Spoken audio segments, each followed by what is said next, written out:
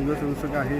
महाविद्यालयीन जीवनामध्ये विद्यार्थी परिषदेचं काम केलं. गेले 20 वर्ष भारतीय जनता पक्षाचं पिंपरी चिंचवड भागामध्ये काम करतो आणि महाराष्ट्र प्रदेशात युवा मोर्चामध्ये जवळजवळ 20 वर्ष 15 वर्षांनी काम करतो आहे. आज भाजपचे प्रदेशाचे अध्यक्ष आदरणीय चंद्रशेखरजी बावनकुळे साहेबांनी माझी प्रदेश कार्यकारिणी सदस्य म्हणून नियुक्ती केली आणि मला त्या ठिकाणी ही संघटनात्मक जबाबदारी आणि चांगल्या पद्धतीने करण्याचे आशीर्वाद दिलेत त्यांनी. आज सर, युवकांना काय मार्गदर्शन कराल? आज या ठिकाणी युवकांना काय संदेश द्याल भाजप पक्षाबरोबर जुळण्याबाबत आणि त्यापर्यंत त्यांचा जनसंपर्क आहे, काय सांगा?